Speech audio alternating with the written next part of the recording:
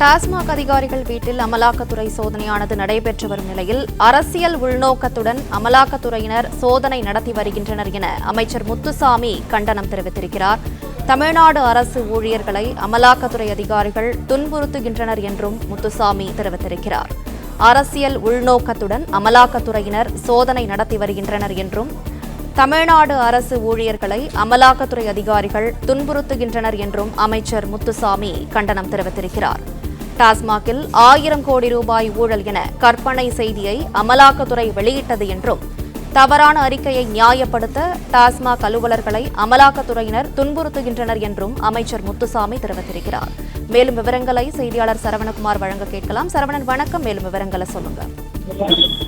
டாஸ்மாக் முறைகேடு வழக்கு தொடர்பாக அமலாக்கத்துறை 2வது நாளாக இன்று டாஸ்மாகினுடைய எம்டி அவருடைய வீட்டில் விசாகன் வீட்டில் சோதனை நடத்தி வரக்கூடிய நிலையில் அவரை 2வது நாளாக அமலாக்கத்துறை அலுவலகத்திற்கு அழைத்து வந்தும் விசாரணை மேற்கொண்டிருக்கிறார்கள். இந்த நிலையில மதுவிலக்கு ஆயத்துறையினுடைய அமைச்சர் முத்துசாமி ஒரு அறிக்கையை வெளியிட்டிருக்கிறார். அந்த அறிக்கையில் இந்த அமலாக்கத்துறையினுடைய சோதனை விசாரணை என்பது அரசியல் உள்நோக்கத்தோடு இந்த நடவடிக்கையை அவர்கள் மேற்கொண்டிருப்பதாகவும் தமிழ்நாடு அரசு ஊழியர்களை துன்புறுத்தக்கூடிய நடவடிக்கையில் அமலாக்கத்துறை ஈடுபட்டிருப்பதாகவும் அதற்கு கண்டனம் தெரிவிப்பதாக சுட்டிக்காட்டி அந்த அறிக்கையை அவர் வெளியிட்டிருக்கிறார்.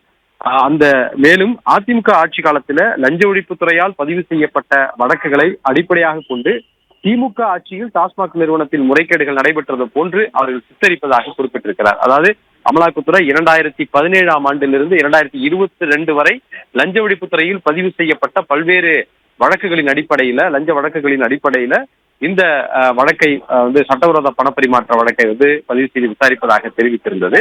அதை சுட்டிக்காட்டுவது போன்று முத்துசாமி வெளியிட்டிருக்கக்கூடிய இந்த அறிக்கையில் அதிமுக ஆட்சி காலத்தில் லஞ்ச ஒழிப்புத்துறையால் பதிவு செய்யப்பட்ட வழக்குகளை அடிப்படையாக கொண்டு திமுக ஆட்சியில் டாஸ்மாக் நிறுவனத்தில் முறைகேடுகள் நடைபெற்றது போன்று சித்தரித்திருப்பதாக ஒரு குற்றம் சாட்டுகிறார். அது மட்டுமில்லாமல் அரசியல் உள்நோக்கத்தோடு கடந்த மாதம் டாஸ்மாக் நிறுவனத்தினுடைய தலைமை அலுவலகத்தில் அமலாக்கத்துறை சோதனை மேற்கொண்டது எனவும் அவர் குற்றம் சாட்டுகிறார். கடந்த மார்ச் 25, 26 ஆகிய தேதிகளில் சென்னை எழும்பூரில் இருக்கக்கூடிய டாஸ்மாக் தலைமை அலுவலகத்தில் நடந்த அமலாக்கத்துறையினுடைய சோதனை என்பது அரசியல் உள்நோக்கத்தோடு நடத்தப்பட்டது எனவும் அவர் குற்றம் சாட்டியிருக்கிறார்.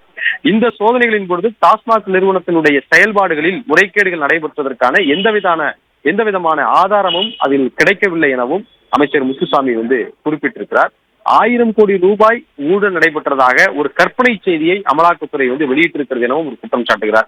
இந்த சோதனையின் முடிவுல மார்ச் மாதம் நடந்த இந்த சோதனையினுடைய முடிவுல அமலாக்கத்துறை ஒரு அறிக்கை வெளியிட்டிருந்தது.